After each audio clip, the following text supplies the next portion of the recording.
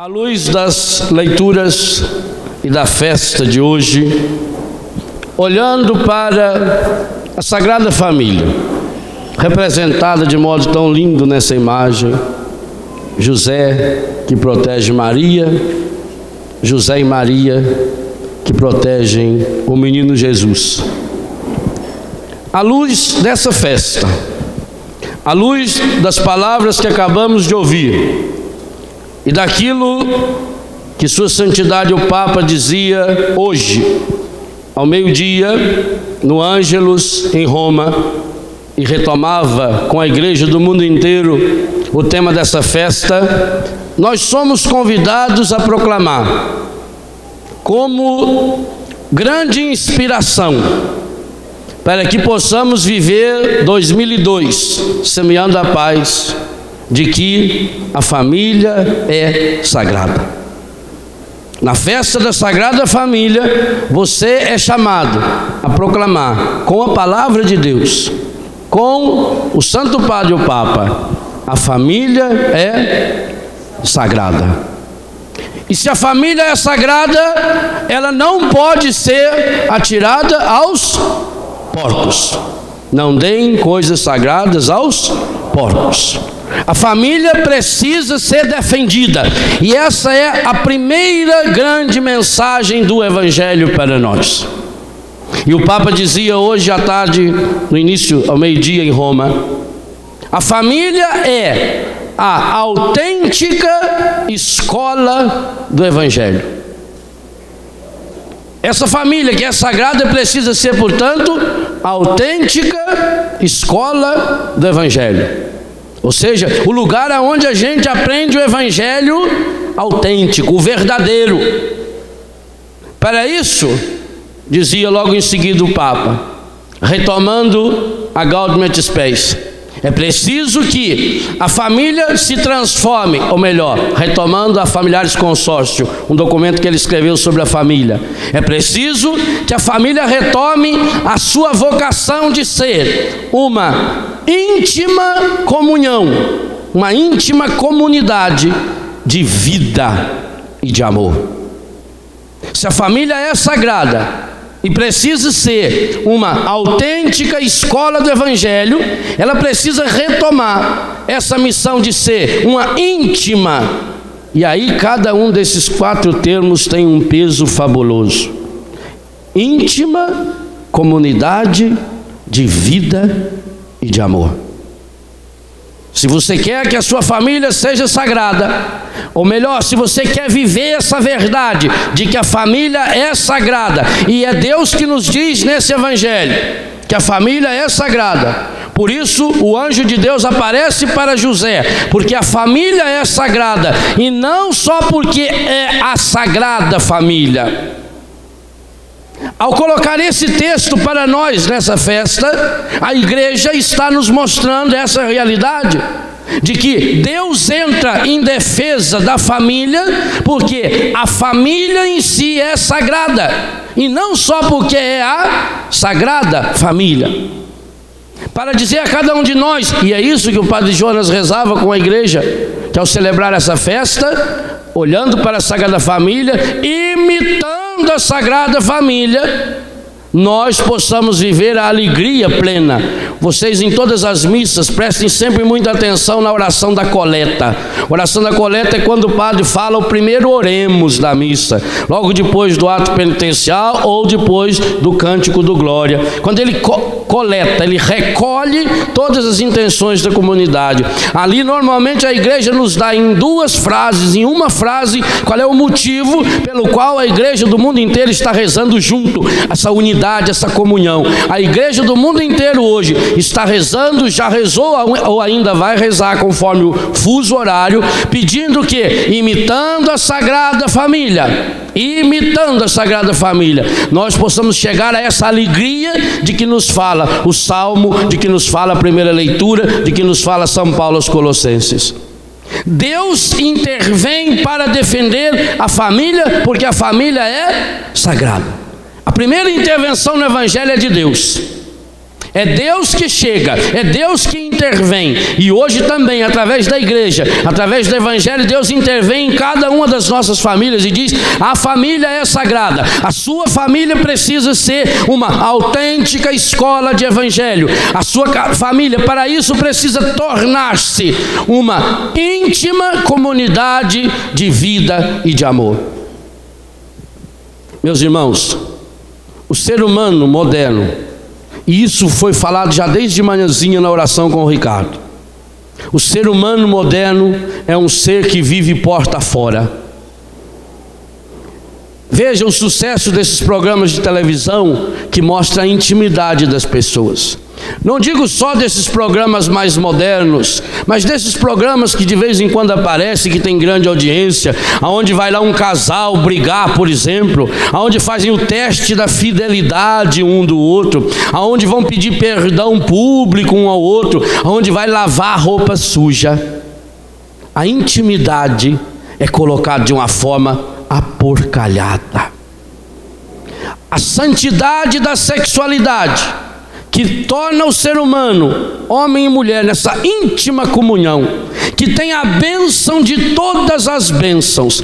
Em Betânia nós temos um retiro, inclusive do mês de janeiro já é sobre isso, onde nós com os casais, somente casais casados da Igreja Católica podem participar, porque à luz do sacramento nós descobrimos juntos e aprofundamos a teologia da sexualidade, e a gente tem percebido coisas fabulosas. Deus desejou dar ao casal essa graça, e por isso tanto prazer, tanta alegria, que o Papa Pio XII chegava a afirmar no dia 29 de outubro de 1951, numa quinta-feira, nos discursos que ele fez às parteiras, que o casal que não chega na plenitude do prazer verdadeiro está pecando gravemente. Isso um Papa disse há quase 50 anos atrás. Há 50 anos atrás. Essa maravilha, essa beleza, essa comunhão íntima, aonde o próprio Deus põe a mão. Quando um homem e uma mulher se unem no ato maravilhoso, conjugal, físico, aonde ele pode proclamar: carne da minha carne, ossos dos meus ossos, além do marido e da mulher colocar a mão e o corpo um no outro, Deus coloca ali a sua mão. É algo sagrado, é por isso que dali gera a vida. Cada um de nós aqui nasceu como? Deus nos criou com sua mão, através da união do nosso pai e da nossa mãe, naquele sagrado instante, naquele prazeroso e belíssimo instante em que se uniram. Que coisa fabulosa, que coisa maravilhosa. Como é que Deus é de uma criatividade estrondosa, além de fazer o ser humano participar da sua criação. E por isso mesmo convida o ser humano a um prazer maravilhoso, a uma alegria que toma conta de todo o seu ser, o seu físico, o seu psíquico, o seu espiritual. E aí o que faz o encardido? Vem aporcalhar a sexualidade através da pornografia, do homossexualismo, da prostituição, essas armas que ele tem contra a família. Meu Deus do céu, quantos casais que se dizem católicos, que levam para dentro do seu quarto um aparelho de televisão e um videocassete, aonde precisa se animar para as suas relações íntimas com filmes pornográficos. Tem coisa mais abestalhada do que isso. O ser humano se torna o pior dos animais. Nem o animal que age por instinto precisa desse estímulo exterior. É sinal de que o ser humano, quando se deixa levar pelo pecado, ele se torna pior até mesmo do que os porcos, porque nem os porcos precisam disso. Como é que o demônio consegue entrar lá nessa intimidade? Ora, se a bênção de Deus já está presente na unidade de marido e mulher, a ponto de nós rezamos quando celebramos o sacramento do matrimônio, é a única bênção que não foi estragada nem pelo dilúvio. Se qualquer ser humano, quando se une, já tem a bênção de Deus, quanto mais um ser humano, homem e mulher, que recebeu a graça e o dom do sacramento do matrimônio. Que tem sacramento significa que é Jesus que está com você. Marido quando se casa, esposa quando se casa, Jesus está no meio desse casamento. O matrimônio cristão é sempre a três. É marido e a mulher e Deus. E é uma unidade, como no sacramento proclama, o que Deus uniu, o ser humano não pode separar. Além disso, um casal cristão que recebe a hóstia consagrada. No retiro nós temos um exercício, logo depois da missa de cura no sábado. Depois da comunhão que o casal põe na boca, eu faço a oração do beijo. Mas eu faço nesse instante exatamente para que os casais percebam a santidade de um beijo. Que não está beijando qualquer um, qualquer uma. Que está beijando uma boca que acabou de ser tomada e tocada pelo corpo e o sangue de nosso Senhor Jesus Cristo. É sacrário. A família é sagrada. Na sua origem é sagrada. Mas os meios de comunicação querem aporcalhar. Íntima, o ser humano vive porta fora.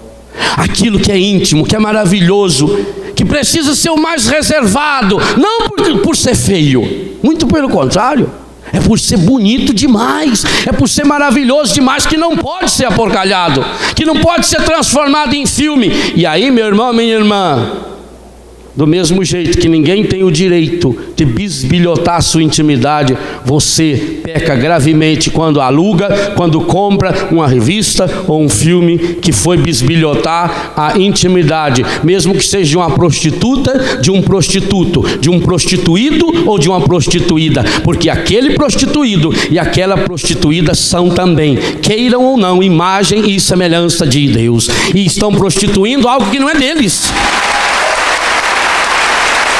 A família é sagrada. Então vive-se porta fora, perde-se a intimidade. Essa intimidade que quebra a intimidade física pela roupa que se usa, ou melhor, que não usa. Essa intimidade que quebra porque a casa não é mais um lugar íntimo. A casa torna-se um lugar onde a gente vem de vez em quando comer, beber, trocar de roupa, tomar banho e sair. Onde as pessoas não são íntimas, porque quando estão lá dentro não tem diálogo, não tem ternura, não tem carinho. O pecado torna o ser humano pior do que qualquer animal. Observe todos e qualquer um dos animais. Eles estão no campo pastando, eles estão no terreiro ciscando, os cachorrinhos estão brincando, os cabritinhos estão pulando. Aí acontece um barulho estranho, um trovão, ou qualquer um outro barulho, e os animais levam um susto. O que eles fazem? Imediatamente correm para a toca. Os pintinhos correm tudo embaixo da mãe. E a galinha já fica ali de orelha em pé. E se você chegar perto. Lá em casa tinha uma marrequinha pequenininha. Você chegava perto dela. Aí defende. Todos os animais correm para a toca. E o ser humano, na hora do problema, foge. Que triste saber que tantas e tantas vezes acontece um problema com a esposa ou com o esposo, e o último a saber é o marido e a mulher. Uma dívida danada explodiu. Agora que a mulher ficou sabendo, o problema já vem há anos. O filho descobriu que está usando droga. Já vem há anos fazendo isso, e a família não sabe.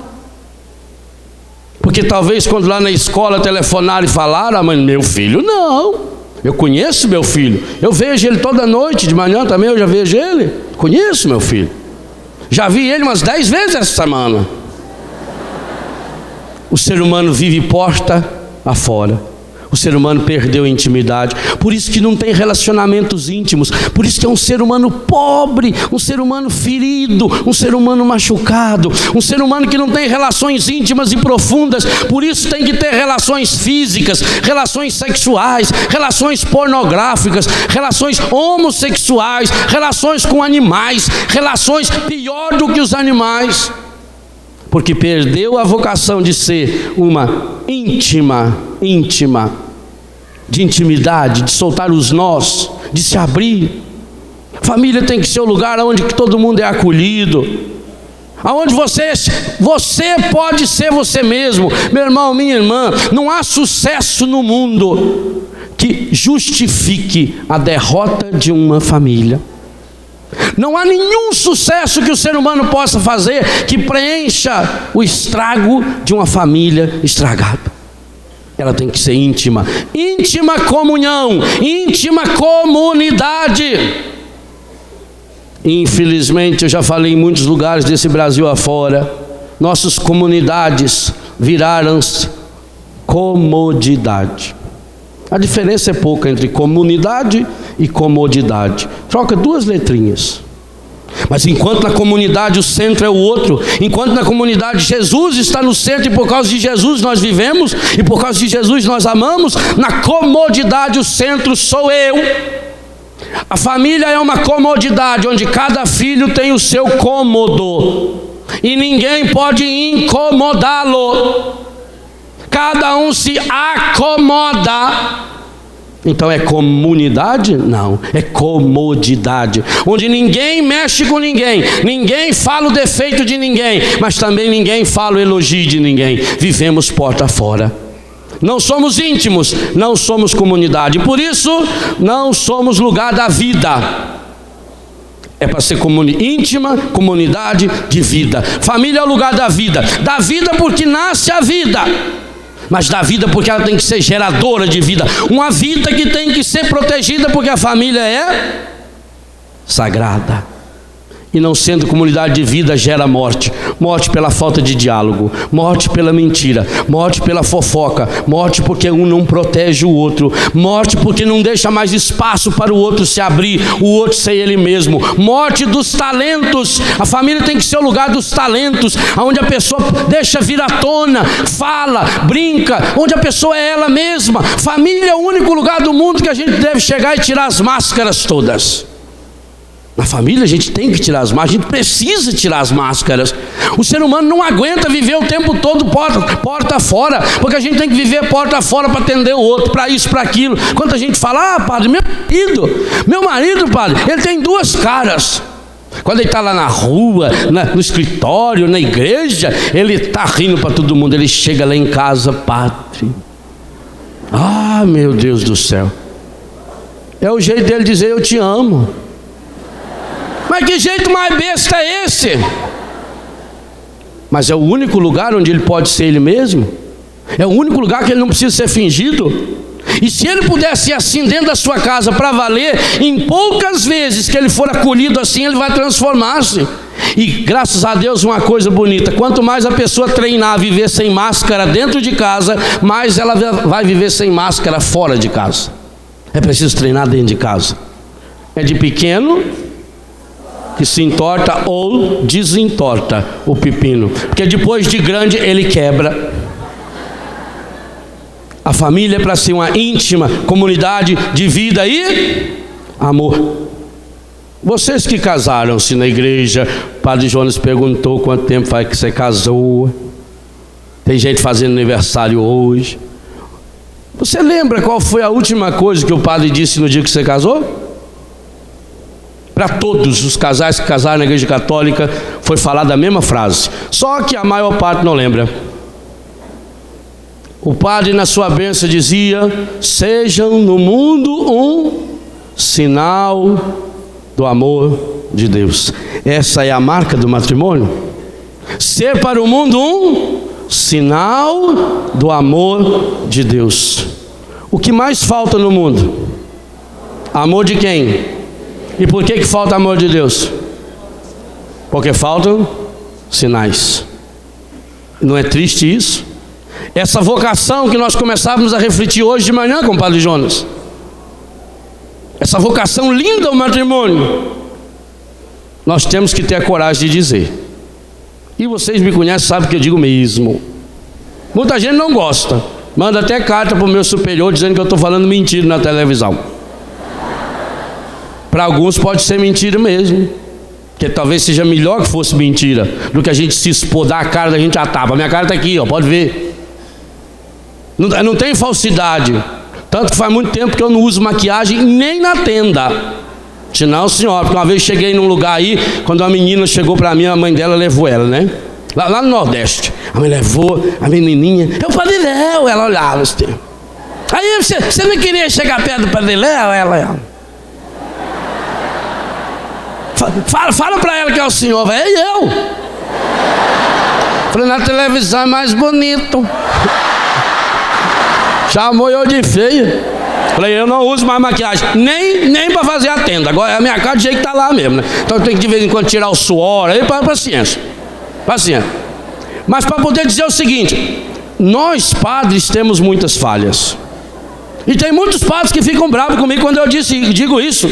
Isso que o padre Fábio de Mello falou hoje aqui, essa incoerência da nossa igreja, tem que ser falada, tem que ser cobrada. Mas, vou aplaudir.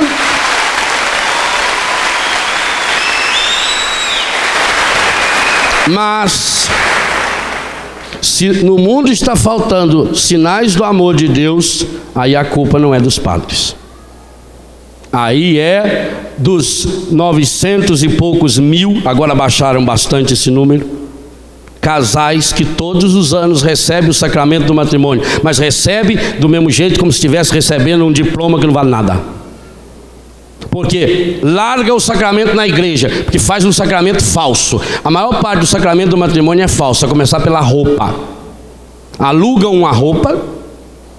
Tem noiva mesmo que eu tenho dó. Eu não sei como é que ela anda com aquela armadura, vem aquele negócio. Parece propaganda de fábrica de guarda-chuva, que aquilo vem. Tem muita roupa aqui e aqui às vezes falta. Não, tem noiva que vem com aqueles negócios para fora.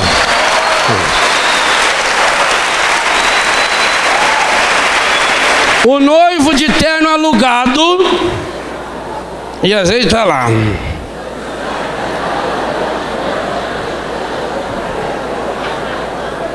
Cheirando cachaça. Fizeram despedida de solteiro na zona. Mentira minha? E nós temos que dar sacramento? Os padrinhos estão ali, padrinho que não é casado na igreja, gente que está lá só para fazer bonito na entrada, aí atrasa 45 minutos. Se for o Padre Léo, não atrasa. Porque se atrasar, eu não estarei lá. Não. Isso não tenha dúvida. Eu não atraso. Então começa lá, 40 minutos, tem que ficar esperando lá. Um dia eu fui fazer um casamento em São João, minha terra agora. A noiva demorou uma meia hora, eu já fiquei doido.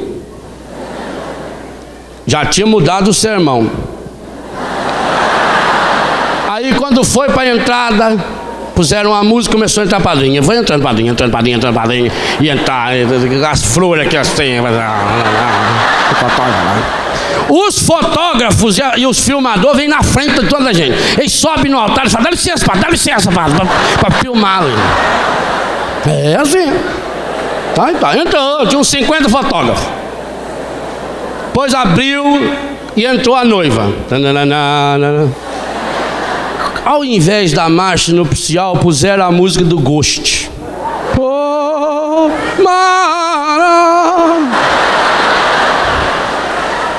eu peguei o microfone antes do nome do Pai e falei, olha meus queridos, vocês estão começando muito mal a vida de vocês. Foi um silêncio dentro da igreja. Queriam bater na minha cara. Parente deles que escreveram depois para um padre meu superior descendo a linha em mim lá, dizendo que eu falo mentira, que eu falo de amor, mas não pratico amor. Aquele amor não pratico mesmo não. Falei, vocês estão começando muito mal. Primeiro, o tanto que atrasaram. Segundo, isso aí é música de um filme. Um filme que inclusive é de um rapaz que nunca teve coragem de assumir a moça que ele dizia que amava. E olha que ela era a Demi Moore, hein? Uma mulher linda de morrer. não teve coragem de assumi-la. E aí ele morreu, precisou se reencarnar numa coitada de uma mãe de santo lá, destrambelhada, para vir abraçar ela e falar que amava. Isso é amor? Se vocês querem continuar o matrimônio de vocês assim, vocês vão para o mesmo buraco daquele rapaz. Em nome do Pai, do Filho e do Espírito Santo. Foi assim. Eles devem ter a fita lá. Na matriz de São João Batista, minha cidade, porque agora eu sou cidadão batistense, ganhei o título lá. Eu sou só do Biguá, não. Então é um absurdo.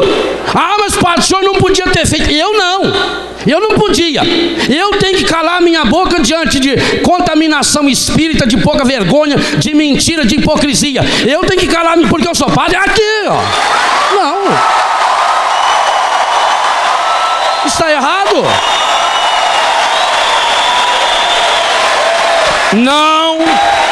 Não atireis as coisas sagradas aos porcos. E a família acabou. Olha, gente, se Deus manda um anjo falar para José: proteja a sua família, salva a sua família, Herodes está querendo matar. Deus está dizendo hoje para você, pai, para você, mãe: salva a sua família. E que coisa linda, 4 vezes, se prestaram bem atenção no Evangelho, 4 vezes aparece a expressão: o menino e sua mãe. 4 vezes. Se Deus juntou tanto o menino e sua mãe, quem somos nós para separar esse menino da mãe? Foi Deus que uniu. E se contar o versículo 11, que vem um pouquinho antes, são 5 vezes aparece a expressão o menino e sua mãe. Na primeira vez que aparece, que não foi lida, o versículo 11 diz: o menino e Maria, sua mãe. Nós não podemos separar o menino e a mãe. E eu digo a você, eu tenho 40 anos, eu sou um menino ainda. Você tem 50, 60, 70, você é um menino. E se a sua mãe ou seu pai já morreu, você continua um menino, porque a mãe e o pai lá de cima não morrem nunca. Essa mãe continua a eternidade inteira cuidando de cada um de nós. Deus está mandando anjos. Esse Deus que apareceu para José e disse: pega o menino e a mãe e foge, acham a saída, sai desse lugar. Ah, mas a gente, padre, o senhor sabe como é que é, a vida é assim mesmo, a gente tem que trabalhar, então fica difícil, os problemas que a gente está tendo agora. Mas fazer o quê? Muda. Ah, não dá, a gente nasceu aqui, a gente foi criado aqui, né? Levei tantos anos para comprar minha casinha. José também. Mas o que era mais importante, a casinha? Ora, e José já sabia muito bem, se o Filho de Deus nasceu num coxo, ele que era carpinteiro.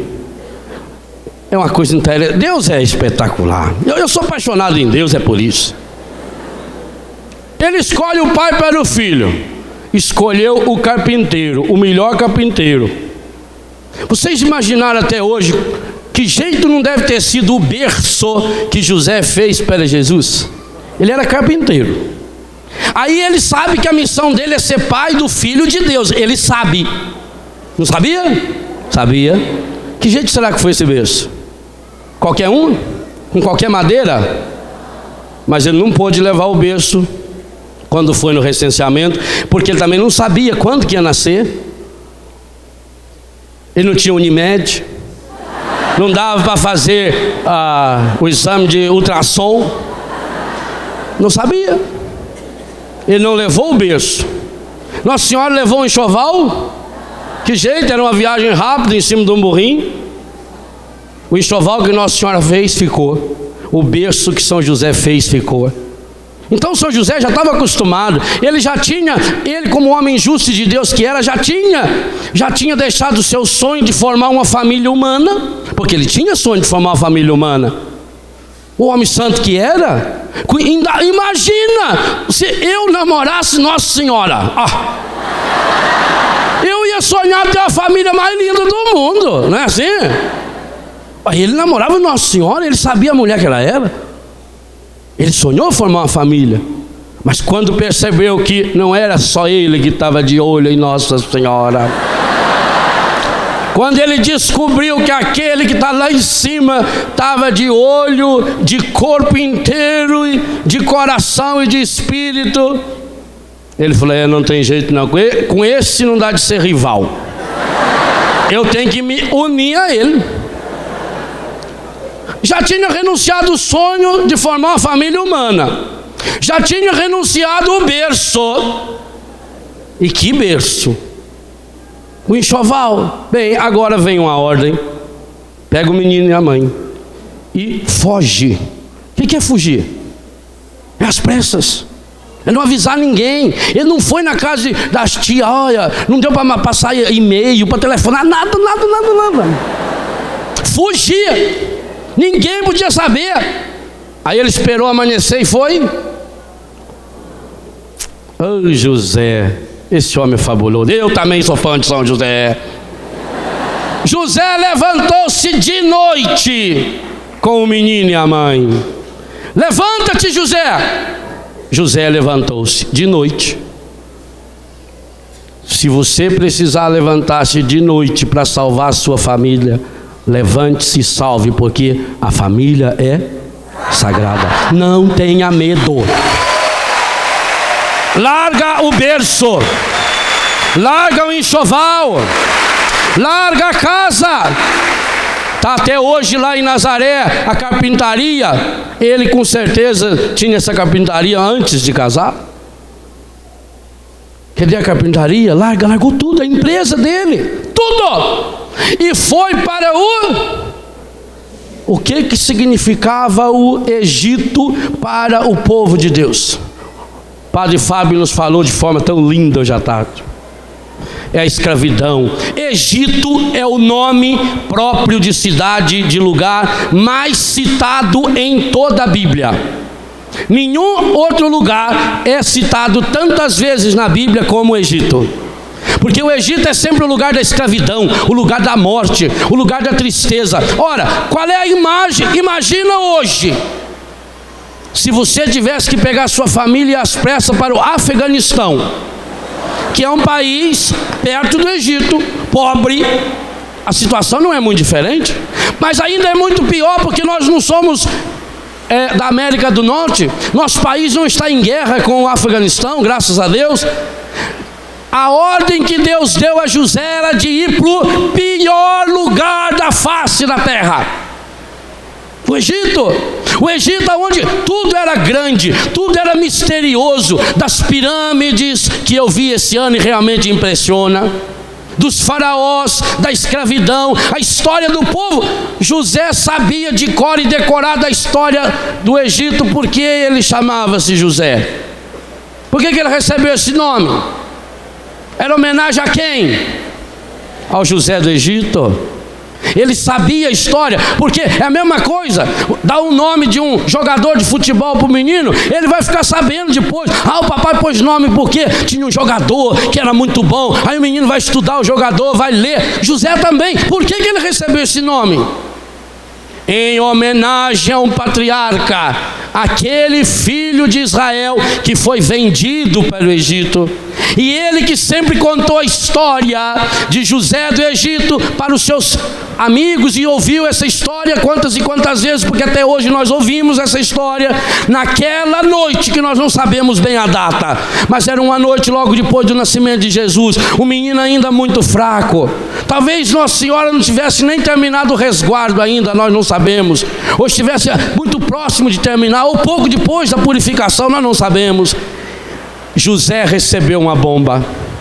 Pega o menino e a mãe. Não é só o menino, é a família que tem que ser salva. Olha o preço que José teve que pagar, meus irmãos. Ir para o Egito, não. Senhor, qualquer lugar, menos lá. É para lá que você vai. E ele teve que ir para o Egito. Foram quantos dias de viagem? perigosa, atravessando. Hoje é difícil fazer essa viagem. Eu fiz essa viagem em maio desse ano. Atravessar o deserto de ônibus é difícil. Imaginem num lombo de um burrinho. E ele foi para o Cairo. Lá hoje tem a igreja de São Sérgio, onde tem a gruta, inclusive está inundada, recentemente inundada, suja. Lá onde ele ficou com a Sagrada Família. Estivemos lá, Eliano, Sérgio, meus queridos aqui. Ele atravessou, porque ele tinha que salvar o menino e a mãe. Levanta-te! José levantou-se. Aí José foi para o Egito, se estabeleceu no Egito, conseguiu, quem sabe, o seu emprego de carpinteiro, estava conseguindo sustentar Nossa Senhora, achou aquela gruta onde está a igreja de São Sérgio hoje, e ali ele recomeçou a vida. Um ano e meio, estava começando a estabilizar-se. Jesus já estava andando. Você já percebeu que Jesus aprendeu a andar no Egito? Aonde nossos pais antepassados foram escravos. Jesus pisou. Quando eu fui no Egito esse ano, nós fomos, eu ficava imaginando, quem sabe aqui o menino Jesus andou, quem sabe aqui ele caiu, os primeiros escorregões dele, as primeiras feridas do cotovelo, do joelho, foi ali no Egito, o país da escravidão. Aquele que vai ser o novo Moisés, que vai libertar o povo, aquele que vai levar o povo para a verdadeira travessia da Páscoa definitiva, ele vai também fazer a experiência humana da escravidão e do sofrimento vivendo no Egito. Quando Jesus aprendeu a falar, ele com certeza falava o idioma do país dele e também entendia muitas palavras do Egito, porque ele teve amiguinhos egípcios. Quem sabe algum descendente de Moisés que ficou por lá, nós não sabemos. Quando estava estabilizando, o menino já estava andando, Nossa Senhora já tinha se adaptado, José já estava fazendo umas caminhas, umas cadeirinhas, já estava vendendo. O anjo aparece de novo. O anjo intervém, significa a família é sagrada, não só no início da vida, não só, pai, não é para você se preocupar com o filho só quando ele é criança de colo, que ele não sabe fazer nada, não. Enquanto ele tiver perigo, você tem que estar cuidando dele. A família é sagrada, a Sagrada Família nos ensina, e Deus mais uma vez vai aparecer para José e dizer: José, levanta-te. Esse levanta-te que tantas e tantas vezes rezamos e cantamos aqui nesse rincão, inclusive hoje. Levanta-te, toma o menino e a sua mãe e volta para a terra de Israel. Ele levantou-se, imediato, com o menino e a mãe, e entrou na terra de Israel. Mas quando soube que o Arquilau reinava na Judéia no lugar de Herodes, teve medo de ir para lá. Gente, São José, o pai de Jesus, teve medo de ir para lá, porque ele sabia que diante das ameaças da família, ninguém é valente, ninguém é forte o suficiente. É melhor a covardia de não enfrentar o perigo do que pagar o preço por um heroísmo absurdo, abestalhado, de fazer a sua família se condenar eternamente nessa e na outra vida. José não voltou para o lugar mais fácil. Bem, 2 anos no Egito, agora volta, retoma a sua carpintaria, volta para a sua vida. Não pôde voltar e teve que ir para Nazaré, e lá ele fez uma nova carpintaria. Essa a gente ainda vê uns pedaços lá na igreja de São José. E ele teve que recomeçar de novo. Era tempo de crise, era tempo difíceis, um reinado difícil, o assassinato daquelas crianças, coisas injustas tinham acontecido. O mundo estava vivendo uma guerra pior do que hoje, porque hoje tem 15 guerras no mundo, mas o mundo é grande, é espalhado. Naquela época era tudo concentrado ali. Mas José vai, e José retoma, e agora então ele vai para a região da sua esposa, e lá ele se estabelece em Nazaré, e ele vai fazer de novo a carpintaria. E Jesus teve que aprender e fazer novos amiguinhos e começar uma nova vida, porque a família é sagrada. Nenhum esforço é demais quando se trata de salvar a sua família. Essa é a grande vocação de pai e de mãe. Tem que fazer tudo. Se a família tem que ser essa íntima comunidade de vida e de amor, essa escola autêntica de evangelho, ou como o Papa diz quase no final da mensagem, a família precisa ser a igreja doméstica. Que tipo de igreja eu quero que seja a minha família? Se a família tem que ser igreja, tem que ser uma igreja renovada, tem que ser uma igreja para valer, tem que ser uma igreja que me levanta, e não uma igreja morta, e não uma igreja que está, quem sabe, fisicamente imponente.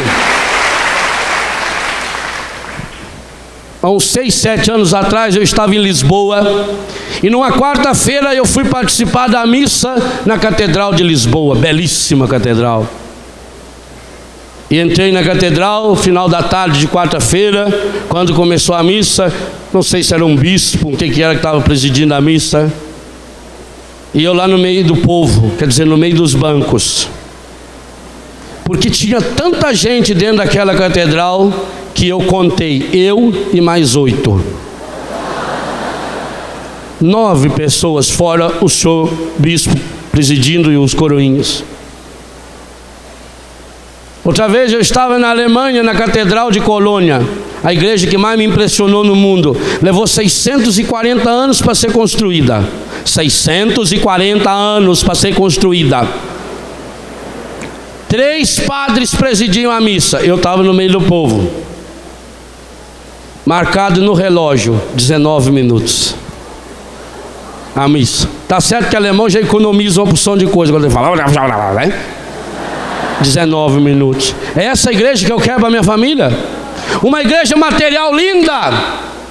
Ah, porque aqui nessa igreja foi isso. Essa igreja. Hoje tem igrejas na Espanha, na França, em tantos países da Europa que você paga ingresso para entrar, porque é ponto turístico. Igreja morta, bela, de material, mas não é isso que estão fazendo com a família. A família está se preocupando em ter tudo do bom e do melhor, belas casas. Hoje em dia as casas são uma maravilha. Meu Deus, quanto luxo, quanto conforto. Lembrar nós da nossa casinha lá na Barra, 2 cômodos para dormir, sala, cozinha, um guarda-roupa, cabia a roupa de todo mundo, ainda sobrava espaço para travesseiro, cobertor e para a gente brincar lá dentro. Tudo uma maravilha. Hoje aquela chiqueza, as casas, tudo caro, tudo isso, tudo aquilo, e não tem Deus, não tem abraço, não reza. Que igreja eu quero que seja a minha família? Se o Papa está pedindo para a gente retomar essa vocação, família, igreja doméstica, eu quero uma igreja viva, eu quero uma igreja restaurada, eu quero uma igreja que seja a imagem daquela igreja que jorrou do coração rasgado do Cristo na cruz, uma igreja que cura, uma igreja que restaura, uma igreja que transforma. Quando a pessoa está para baixo, ela chega naquela igreja e ela se levanta, porque é uma igreja que experiencia Jesus Cristo vivo. Nós temos aqui uma igreja exemplo dessa. Eu quero a minha família uma igreja viva. Ou ela é uma igreja viva, ou ela não é sagrada. Tinha uma cidadezinha que o povo não ia mais na igreja. E quando falava de igreja, o povo dizia, a igreja aqui está morta. A igreja aqui morreu. O padre foi escutando aquilo, ninguém participava da missa. Um belo dia ele mandou anunciar na rádio, no jornal: domingo, 3 horas da tarde, missa de corpo presente, o enterro da igreja. Lotou de gente para ir. Quem que não queria ver? Chegou lá os guardas na porta, só pode entrar em fila 2 a 2.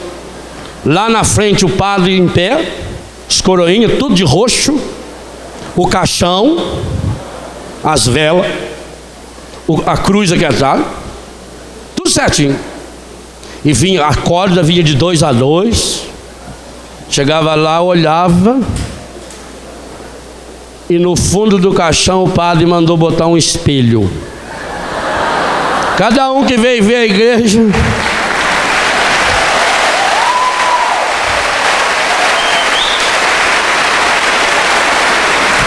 infelizmente, O encardido é tão terrível que ele está tentando matar a igreja. E ele consegue em muitos lugares transformar a igreja numa igreja morta, numa igreja fria, numa igreja que se mantém vendendo cerveja nas quermesses, porque o dízimo dos católicos é uma vergonha. É muito fácil eu criticar o padre. O padre da minha paróquia, ele vende cerveja. Lá na nossa comunidade eles fazem quermesse e nós somos contra. Deixa eu ver o dízimo seu. Se você é contra, comece a testemunhar com o dízimo. Entra de cabeça na igreja da sua comunidade. É fácil falar. Qual é mais fácil que tem? Até papagaio bem treinado fala. Como é que está o seu dízimo? Os meios de comunicação mataram a igreja, ou estão tentando matar a igreja. Por isso, reproduzem igreja em tudo quanto é canto. Igrejas falsas, igrejas mentirosas, verdadeiras seitas, coisas absurdas, com heresias em cima de heresias, mas tem a proteção política, porque isso dá voto, e principalmente porque nós católicos vivemos nossa fé de modo muito fajuto, porque se a gente vivesse para valer, podia espalhar 300 mil igrejas em volta, que elas iam morrer devagarinho, devagarinho, porque a igreja verdadeira vai crescendo, crescendo na força do evangelho. Acreditamos ou não nisso?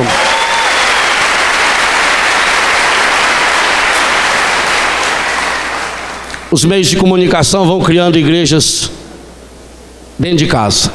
A pessoa não vai mais à missa, tem as missas pela televisão, tem os encontros que a pessoa vai e participa de vez em quando, tem a novela, tem um bom filme naquela hora. Mata a igreja, faz propaganda negativa de padre. Vocês acham que alguma dessas novelas aí ia botar um dia, pensa bem, numa novela, um padre estilo assim, padre Fernando, padre Fábio, dois gatão assim, hein? Dois padres lá na novela, bonitos, másculos, homens cheios da alegria de ser homem e de ser de Deus, e que tenha coragem de pregar a castidade, a pureza. Vocês acham que eles iam colocar? Eles colocam lá um padre cheio de vício, um padre abobado, um padre que come feito um condenado, que bebe feito um condenado, um padre destemperado, ou que não vive a castidade. Não é assim? Eles vão matando. É assim mesmo. Eles conseguem matar a igreja lá fora, e aí eles vão lá para dentro da sua casa. Como a família é a igreja doméstica, eles começam a matar a família e vão, mata o diálogo, mata o amor. Qual é o assunto da família? Gente, eu sou capaz de afirmar o tanto de família que nos últimos dias se reuniu para conversar sobre esses programas de audiência na televisão, e quantas se reuniram para fazer a novena do Natal, verdadeiramente, para falar de Jesus. E às vezes que faz a novena do Natal é assim: a mãe vai, na outra é o pai que vai, na outra vai o irmão, na outra vai a irmã que é doente, o outro que é desempregado, porque os horários são os piores possíveis. Mata a igreja doméstica. Que tipo de igreja é a sua família? Se não é uma igreja onde vive essa palavra, tem três coisas fundamentais do evangelho de hoje que a Sagrada Família ensina para que a nossa família assuma a sua vocação, que é família sagrada. Primeiro, obediência à palavra de Deus. O critério para toda e qualquer atividade em nossa família tem que ser obediência à palavra de Deus. Padre, o senhor acha certo eu fazer isso? O senhor acha certo eu deixar fazer aquilo? Qual é o critério da palavra de Deus? Como José, você pai, você mãe tem que ter a coragem de levantar de noite, de fugir se for preciso, de largar tudo, de largar o seu apartamento, a sua casa, tudo. E eu estou falando isso de cadeira própria. Eu tenho 86 filhos na minha casa e vivemos única e exclusivamente da providência de Deus. E Deus não deixa faltar nada para nós. Nada. Ou a gente vive a fé, ou a gente fica falando lorota. Então, a primeira coisa que a Sagrada Família ensina, porque a sua família é sagrada: obediência à palavra de Deus. Eu quero obedecer. Custe o que custar, eu vou obedecer. Segunda coisa que a Sagrada Família ensina, porque a nossa família é sagrada: as decisões para salvar uma família não têm preço. É na hora. 2 vezes fala, levantou-se. Levanta, José. Levantou-se imediatamente. Ele não pensou, ele não saiu, ele não... será que é isso que Deus quer? Ele não foi abrir a Bíblia lá no primeiro livro, no segundo, terceiro, e foi até achar um texto que dissesse o contrário. Ele levantou, ele foi. Por quê? Porque a família é sagrada e precisa se defender. Tem que ser naquela hora. Faça o possível e o impossível. Não deixa o encardido governar a sua família. Terceira coisa, ou a família é unida ou não é sagrada. Por isso, pega o menino e a mãe. 4 vezes. O menino e a mãe. José, o menino e a mãe. Ou a sua família torna-se de fato sagrada pela unidade, pai, mãe e filhos. Depois leiam com calma a primeira leitura. Olha, a primeira leitura dá uma pregação, o Evangelho dá outra, o Salmo dá outra e Colossenses dá... Bom, Colossenses dá umas 15 pregações. Então eu resolvi ficar só no Evangelho hoje. Quem sabe amanhã a gente retoma. Mas pega depois aquilo que foi colocado na primeira leitura. Pega aquilo que está escrito em Colossenses. Se a sua família quer se transformar cada dia numa íntima comunidade de vida e de amor, numa autêntica escola do Evangelho, numa igreja doméstica, então reine em vossos corações a paz de Cristo. Que coisa linda. Retomem Colossenses. Quer ser uma família sagrada? Eu vou terminar com Colossenses, porque é belo demais. Quer ser uma família sagrada de fato? Aqui tem todos os fundamentos. Eu não vou poder explicar porque não dá tempo. Todos os fundamentos, mas está muito claro o texto. Só o texto já é uma pregação. Portanto, como eleitos de Deus, o que o Padre Jonas falou hoje de manhã, santos e amados, Padre Léo, Padre Fábio, retomamos nessa mesma perspectiva. Vestivos, olha os verbos, vestivos com sentimentos, quer dizer, vestir por dentro, de compaixão, bondade, humildade, mansidão, paciência, suportai-vos uns aos outros. Não está falando que a sagrada família que tem que ser a sua é uma família onde não tem problema. Não, está aqui, paciência. Mansidão é quando as coisas não vão bem. Suportai-vos uns aos outros. Quantas e quantas vezes amar é suportar. Eu não suporto fulano. Se você tem Jesus, você suporta. Suportai-vos uns aos outros. E se tiver motivo de queixas contra o outro, isso eu vou falar amanhã de manhã, perdoai-vos mutuamente. Mutuamente, pai perdoa o filho perdoa o pai. Como o Senhor vos perdoou, fazei assim também vós. Isso é para a gente se vestir. Vestivos com tudo isso. Mas acontece que a nossa família é fraca. Nós somos humanos. Então, versículo 14. Sobretudo. O que é sobretudo? Aquele palitozão que você põe por cima, né?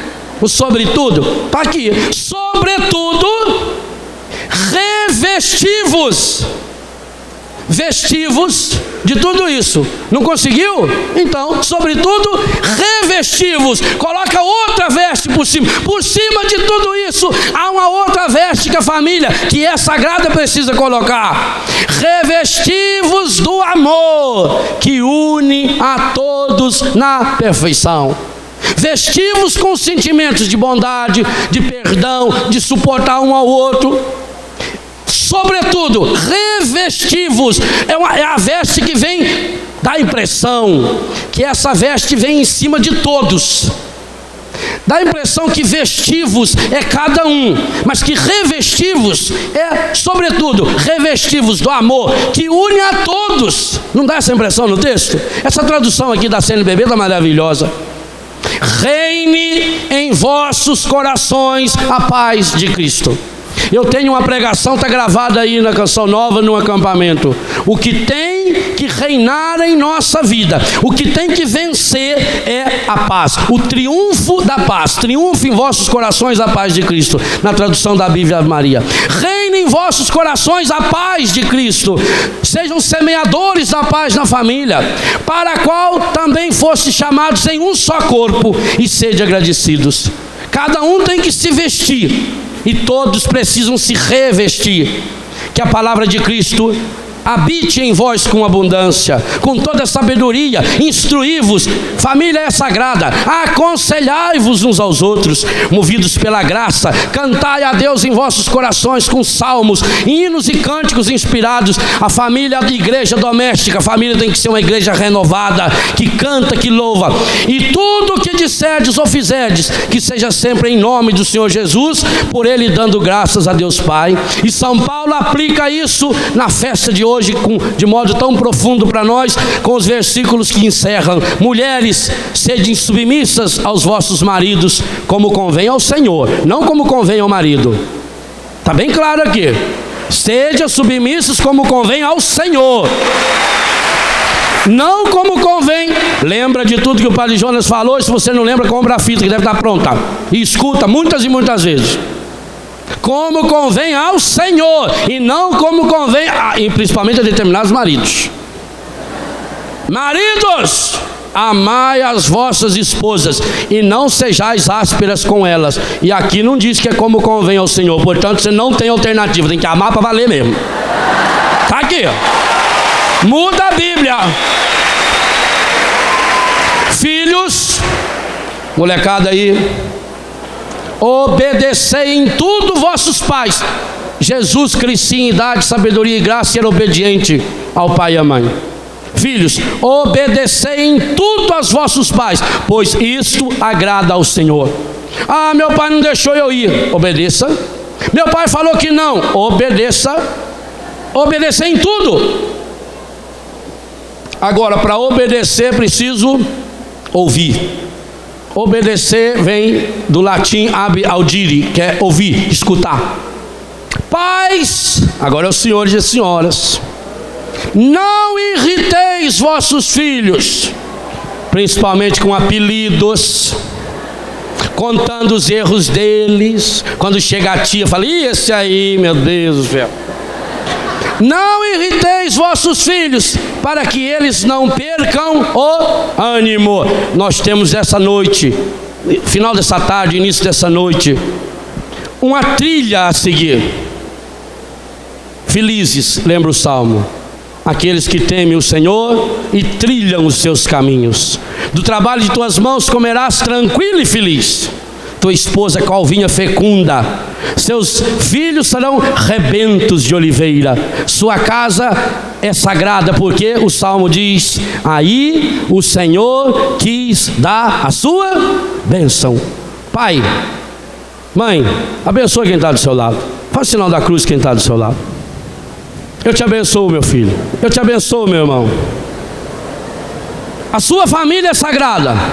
Nós pertencemos a uma grande família sagrada, a família do povo de Deus. Louvado seja nosso Senhor Jesus Cristo.